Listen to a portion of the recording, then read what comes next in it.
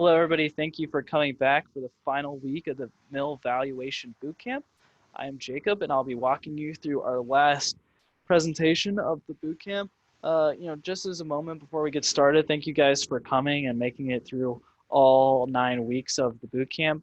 I know that there are probably some times where you're frustrated or confused. Hopefully, you're able to find someone here to help you to ask questions. As always, feel free to come in to the Market Information Lab. All of our fellows should be able to answer any questions about the Valuation Bootcamp.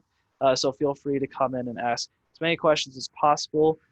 As always, feel free to reach out via email if you have any questions as well. So without further ado, we're going to go into valuation summary and pitch, right? So, we spent the last 8 weeks learning about different types of valuation, as well as, certain principles like accounting, Excel work. How am I going to end up implementing this into a pitch? Well, that's kind of what we're focused on today, right? So what, right? So because I created all this analysis, what is this going to be able to do for me? So, at this point, we've gone through, current topics, relative, and then intrinsic valuations, as well as LBO, which is a returns analysis. Finally, we're going to look at the valuation output and our pitch. So for today, we're going to go over the valuation summary, some basic presentations, some tips.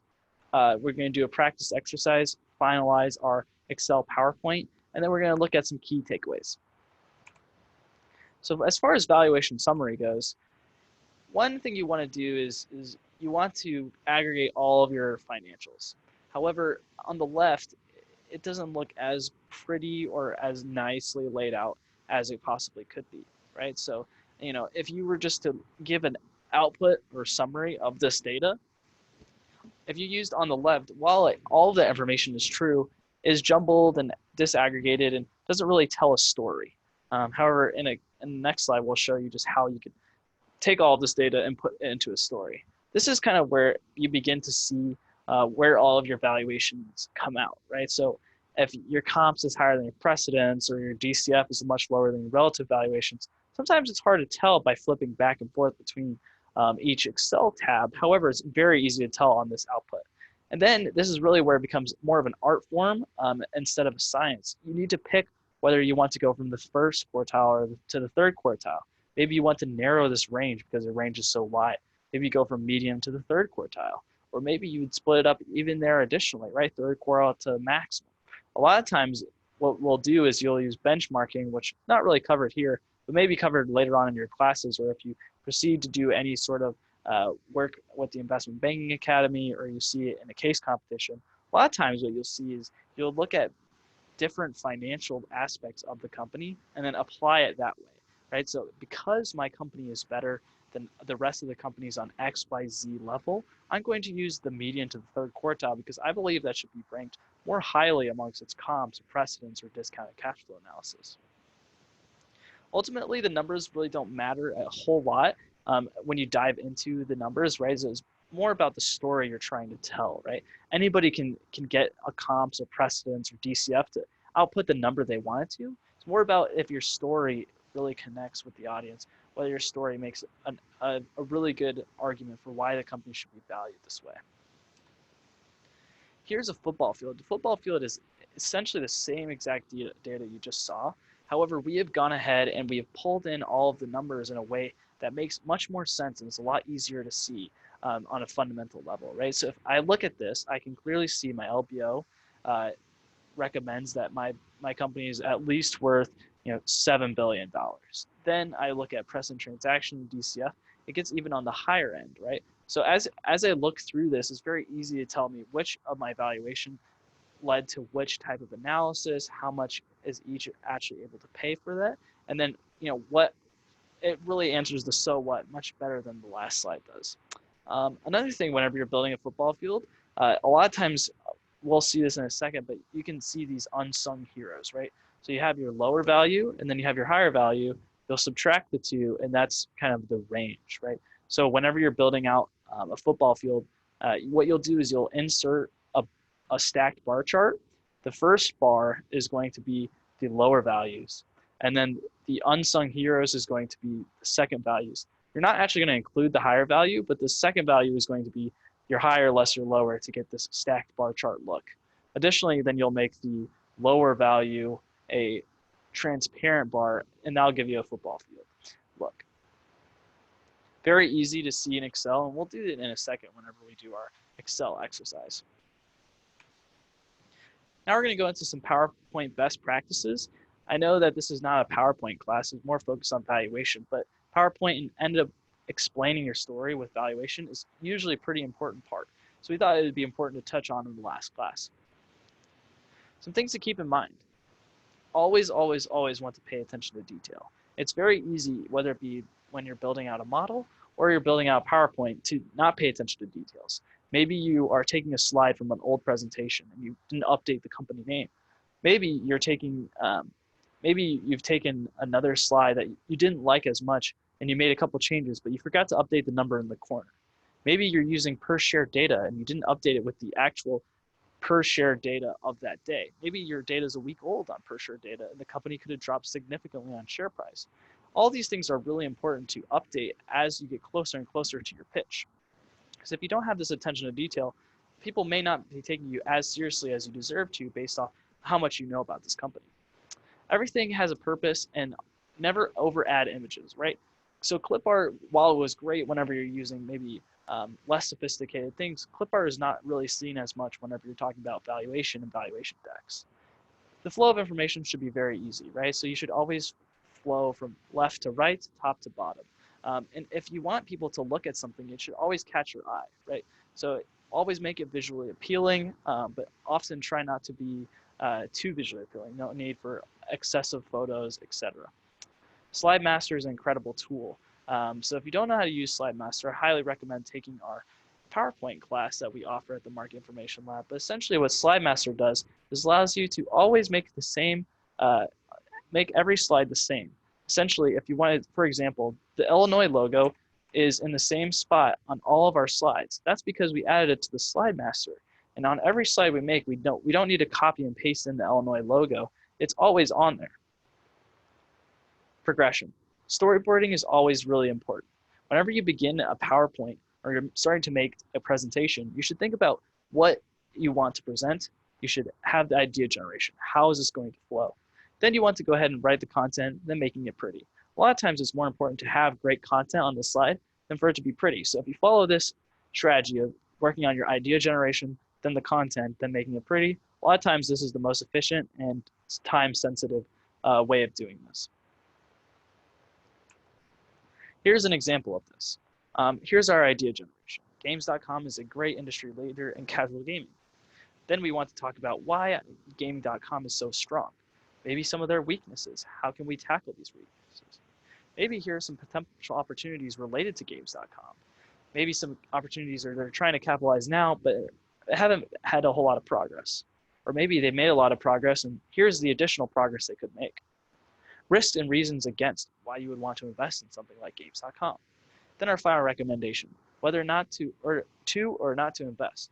Additionally, if this is a stock pitch, it could be whether to long or short the stock. Maybe you want to bet against Games.com. Filling in the content, filling this out, you start to develop more information on Games.com. Fill in things that maybe aren't as important, but then make a whole lot of sense, or if you maybe ask questions upon it later, right? So who is currently leading this company? Where is this company from? How do I invest in this company? The following problems are XYZ. Here is their process. Here are things that they can upgrade. Here are things that we want to highlight in the next slide. And then here are the things that need to happen for Games.com to become a strong competitor. Then we're going to make it more visually appealing. As you can see, we have pulled in a couple graphs. We pulled in better ways to say and talk about these slides. And as you can see, the difference between A and B here, it makes it a lot easier to follow along with what I'm trying to say.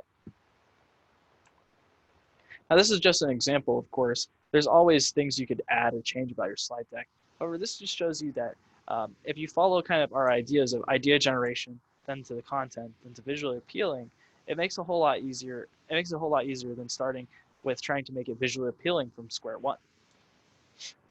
Some tips and tricks. Understanding the purpose. So we've talked about this a lot in this class, but you always want to know your purpose before you start. You know, whether it be a management presentation or pitch, maybe internal investment, or investor presentation, right? This could be a stock pitch, right? So if it's a stock pitch, you probably want to focus on per share numbers, right? Because you'll only be thinking about it as per share data. However, if this was a management presentation or you're talking to a client, the client may be more interested in what their total value of the company might be worth or what it will sell for. How many dollars are going into the pocket? They may not be interested in how many times EBITDA because they don't know the EBITDA off the top of their head. However, if this was an internal memo being circulated within your company, whether you're an investment bank, it's like, well, you might want to talk more about multiples because multiples is what investment bankers commonly think about. As you start to think about all these things, it should really be evident whenever you're building out your presentation who your end user is and making sure you use things that make sense to them. All these scenarios have different types of focuses, right? So if you're the investment banker and you're making an internal memo to share maybe with your team, you may want to include the multiple of EBITDA, the total value, and then how much money the bank is going to get paid. However, if you're going to present that information to the client, you may leave out how much the bank is being paid and the multiple of EBITDA and just focus on the offer prices. Planning. Like I said earlier, knowing who you present to is extremely important. And you want to pay attention to these things. If you start to make a deck with the end product without having the end product in mind, it may require you to go back and redo your work multiple times, or it may lead to multiple different iterations of this. So by planning at the beginning and really trying to understand what the team wants or requires of you, this is going to save a lot of time at the end. Practice exercise. So we're going to go ahead and switch over to the Excel. But essentially what we're going to do is we're going to finish up the Excel output on our valuation slides, and we're going to make a football field. After creating your valuation, you can go ahead and open up PowerPoint and plop this in PowerPoint. Usually if you were to do this in class, we would get a couple of you guys together and have you guys present on some of your valuation ideas. If you want to follow along, you can feel free to go ahead and make a couple slides around all of the hard work you've done throughout the class. That way you have something to show for the Valuation Bootcamp.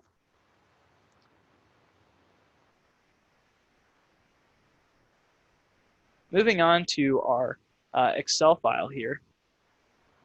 As you can see, we have a blank file and we still need to pull in all of the information, right? Here is our football field, which again is a stacked bar chart. If you can see format, and the stacked bar chart is going based off these two numbers, right? Our lower value and our higher value. If you wanted to create a bar chart, for example, all you would do is highlight these areas, insert, recommended charts.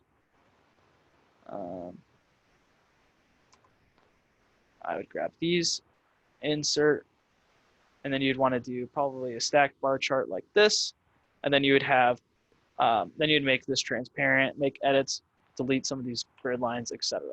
We've already done that for you today in this valuation summary slide. So we're going to go ahead and pull in this information and start to build out our football field. Then we'll be done.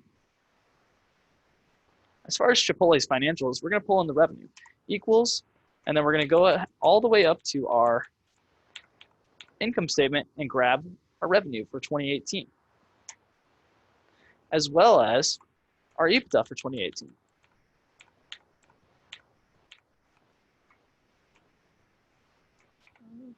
For EBITDA, we could grab it from either your income statement, where you're grabbing EBIT plus the depreciation and amortization on your cash flow statement. Other places you could possibly grab EBITDA from, maybe from your LBO section or from the actual discounted cash flow section. It doesn't really matter where you grab this number from. It just matters that you're consistent whenever you're creating your sensitivity analysis in football field. So now I'm going to go ahead and pull in some of the multiples from my comps, precedent, and discounted cash flow. So this allows us to compare all the multiples in one place. Now it's important to always look at the different types of multiples based on different metrics. So a lot of time today we've been talking a lot about EBITDA throughout the whole class we've been talking a lot about EBITDA. However, there are some business models that make a little more sense to compare based on revenue. For example, if you're looking at maybe a grocery store matters more about the dollars that come in the door as revenue versus looking at EBITDA. So if you're doing a valuation for a grocery store, you would actually use the revenue metrics over the EBITDA. However, because we've been using EBITDA throughout the whole entire period, we're going to use EBITDA for today. However, it's very common to see both the valuation based off revenue and EBITDA or some sort of the likes. So I'm going to go ahead and pull in some of the numbers from my spreadsheet. So median, I'm going to go ahead up and grab it from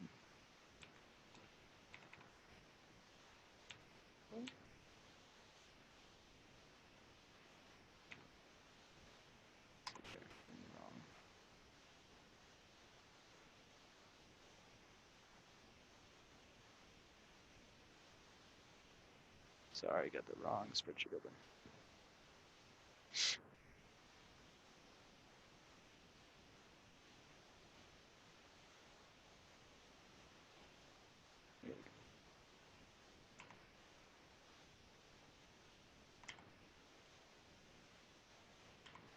Awesome. Still pulling in revenue and EBITDA.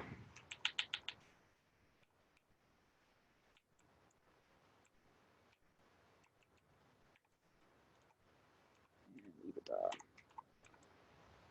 So grab from LBO. Cool. I'm going to go ahead and pull in my numbers from my comps.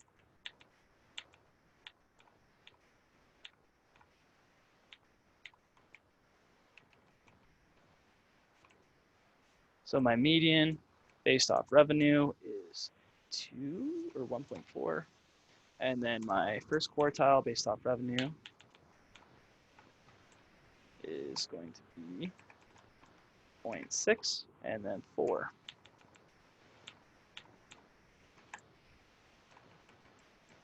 4.1. Going to grab my EBITDA multiples.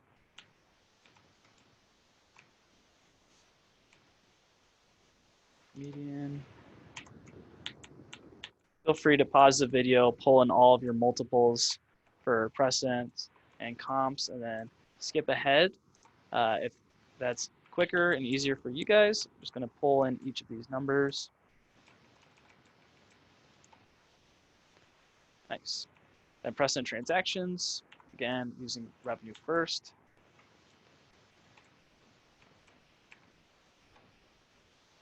And then my first quartile using revenue. And then my third quartile using revenue.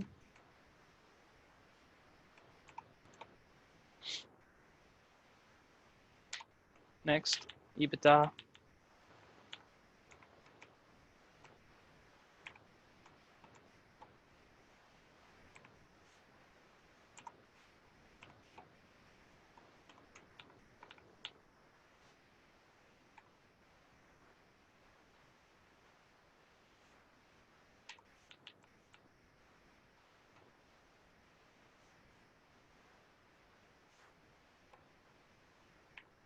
Awesome.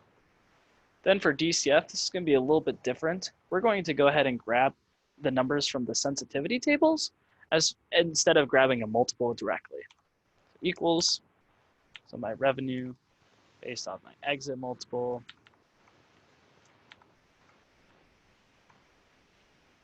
So you can see that down here.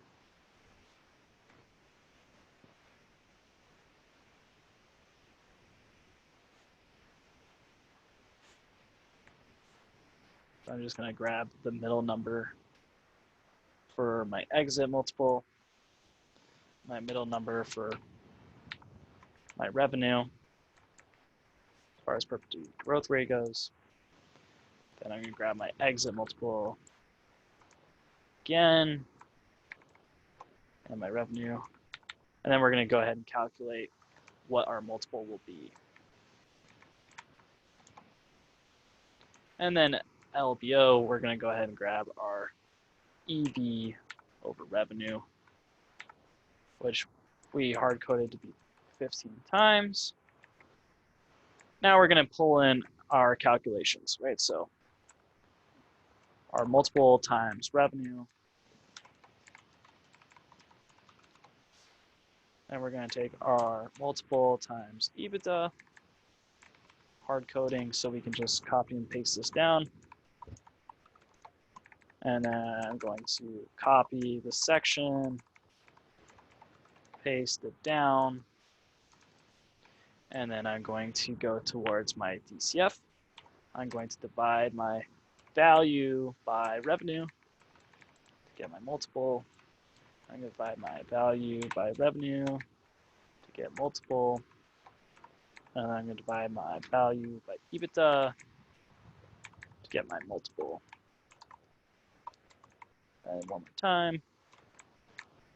As you can see, we have a valuation output that's very easy to look at. All of our information is aggregated into one place, and we're starting to see our valuation summary begin to fill in just by linking some simple parts here, right? So our comparable companies analysis, it looks like, so we're going to go ahead and grab our median from revenue, and then our higher value is going to be our max, our third quartile based off revenue. And as you can see, that's a very, very large range. Very large range. You know, another way we could do this is to take our median from EBITDA and then have our high value from EBITDA. This will narrow our range. Present transactions, we're going to take either you could use revenue, which is very close. We're actually going to use revenue for all of these. So I'm going to switch it back, but just another way to show you how you can play with these numbers.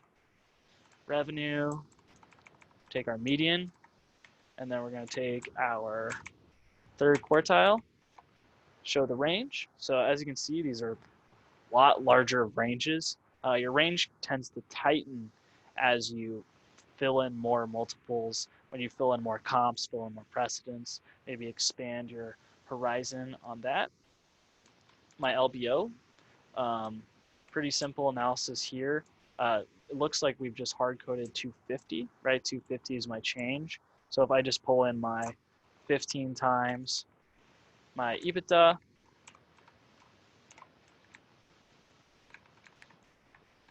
it will go ahead and add in my starting value here, right?